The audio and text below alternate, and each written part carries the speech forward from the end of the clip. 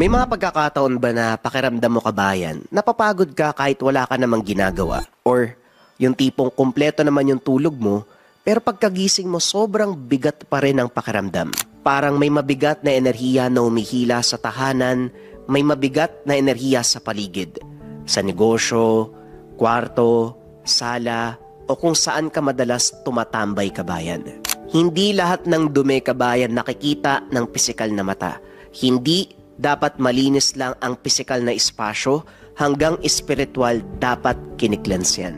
Ang insenso candle for cleansing mula sa Lika Merchandise ay espesyal na kandila na ginawa upang magbigay ng liwanag sa espasyo na ating ginagalawan. Insenso candle for cleansing, pang-cleanse ng lugar, pangtaboy ng negative energy para maganda ang pasok ng swerte at iwas sakit na bunga ng negative energy. Sa isang sindilang kabayan, gumagaan ang kapaligiran, lumilinis ang espasyo, nagiging mahimbing ang pagtulog sa gabi. Ito ay mainam na gamitin pang-cleanse na mga lugar kung saan natin nararamdaman ang negatibong enerhiya. Kung interesado ka kabayan, kailangan lang tong sindihan sa umaga at gabi. May yellow basket dito sa baba or pwede mong i-visit ang shop ng Lika Merchandise, Incenso Candle for Cleansing.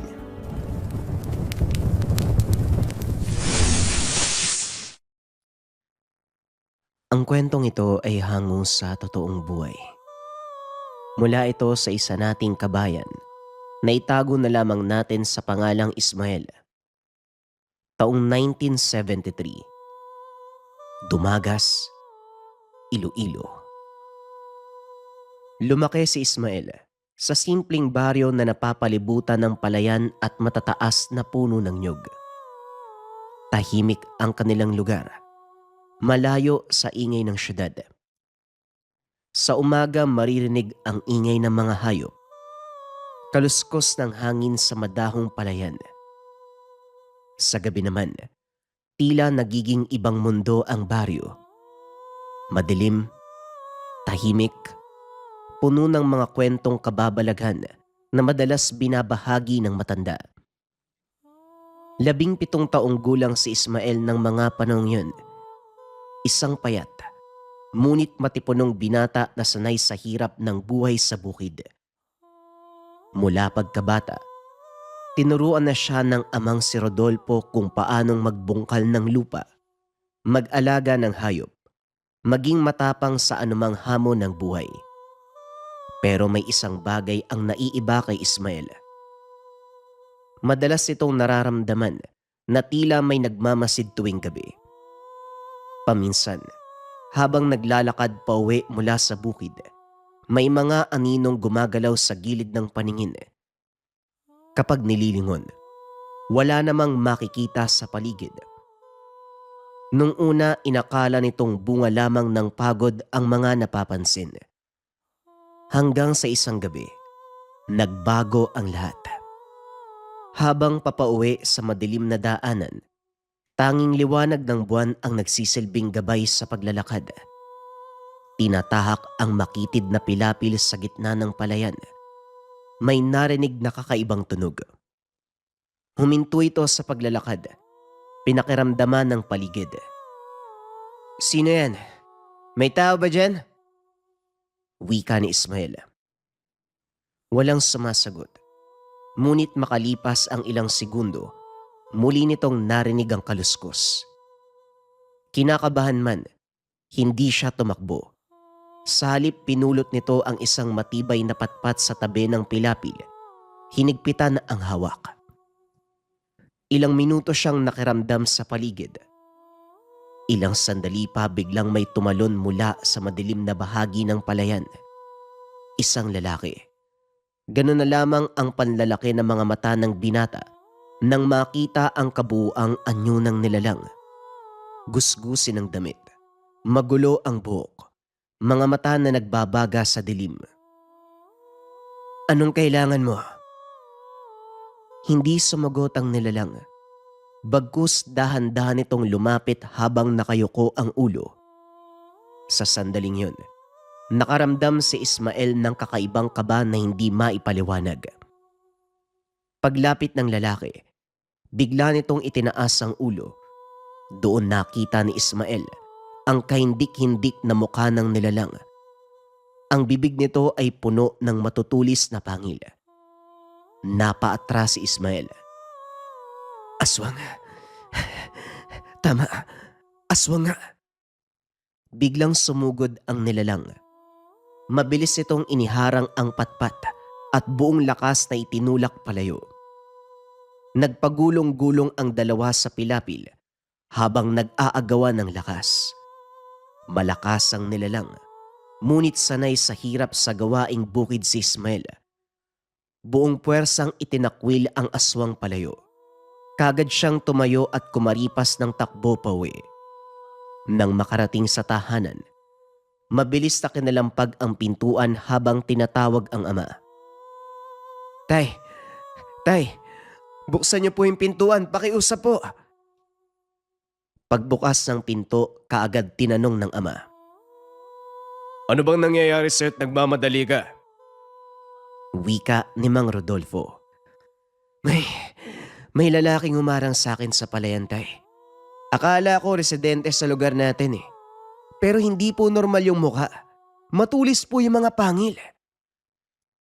Tahimik lang na nakikinig ang ama habang naghihit-hit ng tabako. Alam mo anak, may mga bagay sa mundo na hindi dapat pinapakialaman. Ano po ang ibig niyong sabihin? Hindi kagad sumagot ang matanda. Sa halip, tumayo ito't pumasok sa kwarto. Pagbalik ay may dalang kulay pulang tela. Inabot sa anak. Isang uri ng medalyon, pamana ng lolo mo. Iniwan bago siya mamatay. Maliit ka pa noon eh, namatay si Lolo Berting mo. Sinabi nito na ibigay ko sa iyo ang gamit sa tamang panahon. Kasama dyan ang itim na libreta ng lolo mo. Ikaw nang bahalang magtuklas sa bagay na yan. Anong klaseng medalyon po ba ito, tay? Para sa mga nilalang na gumagala sa dilim. Hindi ko pinagkainteresan na basahin ang nakapalob sa libreta kaya ikaw na ang tumuklas. Ang hindi alam ng binata, nagsisimula na ang mga karanasan na hinding-hindi nito malilimutan. Pinag-aralan ng binata ang itim na libreta. Doon ito nalaman ang kakayahan ng medalyong tinatangan. Ayon sa nakasulat sa libreta, ang anting-anting ay tinatawag na 7 Arkangeles. Hugis bilog.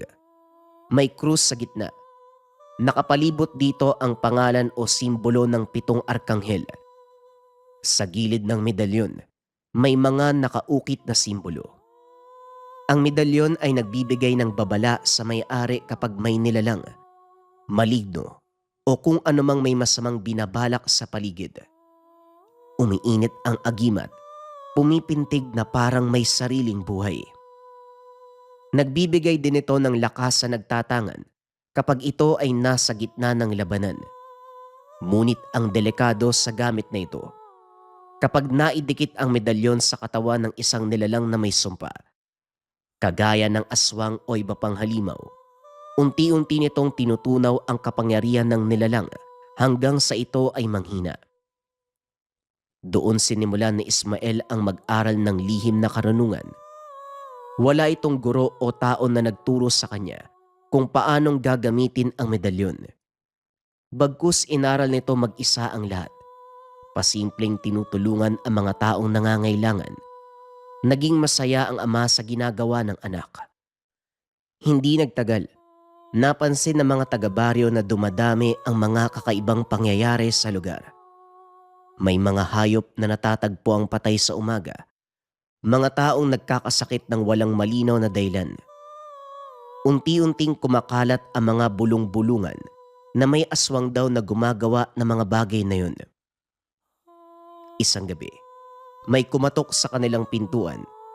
Nang buksan ito ni Mang Rodolfo, nakita nito ang kapitbahay na si Mang Ernesto. Hingal na hingal. Rodolfo, tulungan mo kami. Yung anak ko, may umatake sa kanya. Teka, umatake? Hindi nagdalawang isip si Ismael. Kagad nitong kinuha ang itak na palaging dala. Isinabit ang medalyon sa leeg. Akma na sana itong lalabas ng bahay nang pigilan ito ng ama. Anak, teka sandali lang. Tay, ako na po ang pupunta. Huwag ka magpadalos-dalos. Sasamahan natin si Ernesto. Madilim ang paligid habang tinatahak ang daan papunta sa bahay ni Mang Ernesto. Tahimik ang gabi. Pero ramdam ni Ismael ang masamang presensya ng hangin. Pagdating, nadatna ng mga itong nakaiga ang anak ni Mang Ernesto na si Tomas. Maputla at halos wala ng malay. Napansin ni Ismael ang kakaibang marka sa leeg. 2 maliliit na sugat. Biglang napatingin ito sa bintana nang may makitang dumaan na anino sa labas. Kaagad itong tumakbo palabas. Anak, saan ka pupunta? Sa likod ng bahay nakita nito ang isang figura na nakatayo sa ilalim ng puno ng mangga. Ngayon mas malinaw ang itsura. Ito ang aswang na nakasagupa niya sa palayan. Anong ginagawa mo dito? Noon hindi pa kita kaya dahil wala pa akong kalaman. Ngayon subukan mo ko nang makita mo ang hinahanap mo. Huwag ka masyadong magbida. Kakarampot pa lang ang napag-aralan mo, ganyan ka nakakampante sa sarili mo. Kakarampot nga, pero mabisa naman para sa katulad mong demonyo. Sa tingin mo kakayanin mo ko? Wika nito habang tumatalon pa ibaba ng puno. Bakit hindi natin subukan? Tatanggalan kita ng yabang. Matapos magsalita, matalim namang tumitig sa kanya ang aswang. Ilang segundo lang ang nakalipas. Naunang sumugod ang binata. Winasiwas ang itak pasulong. Mabilis ang pag-ilag ng nilalang. Bumawi kagad ito ng pagkalmot ng kuko sa tiyan ng binata. Ngunit hindi tumagos ang matatalim na kuko sa depensa ng kalaban.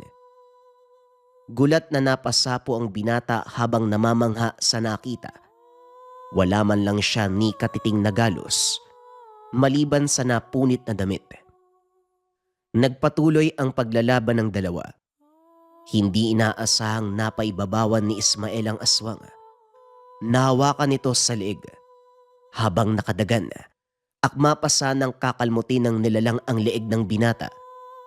Nang walang ano-ano, hiniwa nito ang kamay ng nilalang dahilan para mapaangil ng malakas. Sa sigaw na ito lumabas ang ama na si Mang Ernesto. Doon nakita ng dalawa ang sitwasyon ng binata. Sino yan, Ismael? Siya ho ang gumagambala sa anak niyo, Mang Ernesto. Ito rin ang nakalaban ko sa palayan. Alam mo na kung anong dapat gawin, anak. Hindi na nagsalita ang binata. Sa halip kinuha nito ang medalyon sa dibdib. Inilapat sa noo ng aswang. Matapos nun, umusok ang balat nito. Tila ba sinusunog. Ilang minutong nagtagal ang pagsigaw ng aswang hanggang sa nawalan na ito ng lakas. Nangingisay pa ito habang bumubula ang bibig. Kinuha nito ang itak. Lumapit sa aswang. Isang buong puwersang pagtaga ang ginawa ng binata. Naputol ang ulo nito at gumulong sa lupa. Tulalang napatitig ang dalawa sa ginawa ni Ismael. Hindi makapaniwala sa tapang nito. Sabi ko naman sa'yo, diba? Tatapusin ko ang kayabangan mo. Sigurado ka ba, Ismael? Sigurado ka bang wala nang manggagambala? Wala na ho, Manong. Hindi na kayo gagambalain pa ng aswang na yan. Matapos magsalita, kinaladkad ang bangkay patungo sa masukal na kakahuyan, hindi kalayuan sa bahay nila Mang Ernesto. Muling bumalik sa normal ang anak ng matanda matapos ang pangyayari. Hindi magkamayaw sa tuwa ang pamilya dahil sa ginawa ng mag-ama. Pagdamutan nyo nawa tong bayad ko para sa ginawa nyo. Ay nako, itabi nyo lang ho yan. Para ho yan sa pamilya nyo. Huwag na po kayo mag-abala. Maraming salamat na lang ho. Hindi, Ismael. Maraming salamat sa inyo. Nako, kung hindi dahil sa inyo, baka wala na ang anak ko. Alis na kami, pare. Huwag na kayo mag-alala. Sabi nga ng anak ko, maayos na ang kalagayan ni Tomas. Umuwi ang dalawa ng may galak at tuwa sa mga muka. Sabihin mo sa akin anak, paano mong natalo ang aswang? Dahil po yun sa medalyon. Nagbibigay ng lakas at kabal sa katawan habang nakikipaglaban. Lumipas ang mga araw, buwan at taon. Naging tahimik ang pamumuhay ng dalawa. Mas lalo pang humusay si Ismael sa paggamit ng medalyon. Marami na itong natulungan sa kanilang baryo. Itinuring ng mga tao bilang albularyo. Nilalapitan ng mga may sakit na hindi pangkaraniwan. Hanggang sa dumating ang isang pangyayari na susubok sa kanyang katatagan. Isang gabi habang nagpapahangin ang dalawa, may narinig siyang malakas na pagkatok sa pintuan. Sunod-sunod na tila buo ng desperasyon. Napatingin si Mang Rodolfo sa anak. Sige anak, buksan mo. Dahan-dahang binuksan ni Ismael ang pintuan. Sa labas nakatayo ang mag-asawa. Halos umiyak ang babae habang maigpit na yakap ang kanilang anak na si Pitok, 10 taong gulang. Ang katawan ng bata ay puno ng sugat. Namamaga ang balat. May mga butas na tila pumuputok mula sa loob. Ang mas nakakatakot dito, may mga buhay na langaw ang lumalabas mula sa mga sugat. Napatras ang ina na si Aling Teresa. Pakiusap, tulungan niyo ang anak namin. Tumayo ang asawang si Manding. Napahawak sa braso ng asawa. Hindi namin alam ang gagawin. Ilang araw na siyang ganito. May mga albularyo doon sa baryo namin pero walang may gustong tumulong. Natatakot ang mga ito kapag sinubukan nilang gamutin ang anak ko. Napatingin si Ismael sa bata. Humigpit ang hawak nito sa medalyon sa leeg. Ayos lang po, Aling Teresa. Mang Manding, gagawin ko po ang aking makakaya para mapagaling ang anak nyo. Pero bago pa ito makagalaw, napatingin siya sa ama. Mag-iingat ka anak. Mataas na uri ng kasamaan ang gumagawa niyan. Dinala ng pamilya ang bata sa loob ng kubo. Inilatag sa banig. Umiiyak ang bata habang hawak ang kamay ng ina. Huminga ng malalim si Ismael. Inilabas ang medalyon. Nag-usal ng taimtim at tumingi ng tulong sa amang may likha. Ilang segundo ang lumipas. Unti-unting uminit ang medalyon habang hawak ito sa ibabaw ng katawan ng bata. Nagsimulang manginig ang bata. Mula sa mga sugat nito may isang bangaw ang gumagapang palabas. Hindi ito ordinaryo. Purong itim ang bawat lumalabas sa sugat. Ay, Nay, ang sakit. Masakit, Nay. Kunin niyo na po yung mga bagay na yan. Agad sinapo ni Ismael ang gamit sa palad. Pagdampi pa lang ng medalyon sa mga insekto, nasunog ang mga ito at naging abo. Ngunit hindi yon ang huli. Sunod-sunod na lumabas ang mga langaw mula sa sugat ng bata, tila ba may gumagalaw sa loob ng katawan nito. Napatingin si Mang Rodolfo sa anak. Hinahamon ka ng mambabarang. Huwag kang magpapadala sa takot. Pitok, kailangan mong tatagan ang sarili mo. Maniwala ka na gagaling ka. Huwag na huwag kang susuko. Muling nag-usal si Ismael ng taimtim. Inihip ito sa medalyon. Ilang minuto lang din ang tagal ng pag-uusal. Hanggang sa kumislap ang medalyon. Muli itong idinampi sa noo ng bata. Tumirik ang mga mata habang sumisigaw. Alam na ng binata na tinatamaan ang mambabarang sa ginagawa niya. Hanggang sa sumigaw si Pitok. E di kusa ka ding sumapi. Sino ka? At bakit mo ginagambala ang batang to? Huwag kang makialam dito, bata. Hindi ka kasali sa idwa namin. Eh kaso, kasali na ako ngayon eh. Binarang mo ang batang walang kalaban-laban. Hindi kasalanan ng anak ang kasalanan ng magulang. Bakit ang bata ang pinupunterya mo? Bakit? Ano naman sa'yo kung barangin ko ang bata? May magagawa ka ba? Ngayon pa lang nakikita kong mangmang ka. Sumapi ka nga oh. Pero sige, eto ang magagawa ko. Nag-ihip ng orasyon si Ismael sa daliri. Ginamit niya ang sibat niya Tardar. Napamulat ang mata ng mambabarang sa ginawa niya.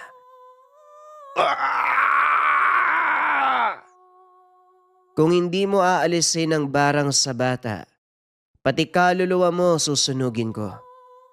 Ngayon sabihin mo sa akin ang pangalan mo at kung bakit mo binarang ang bata. Apolinario, nagawa ko lang ang bagay na to.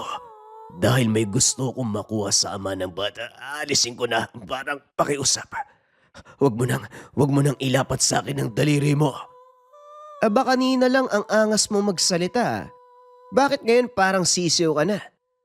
Eto na, aalisin ko na. Isuko mo ang gamit sa akin sa lalong madaling panahon.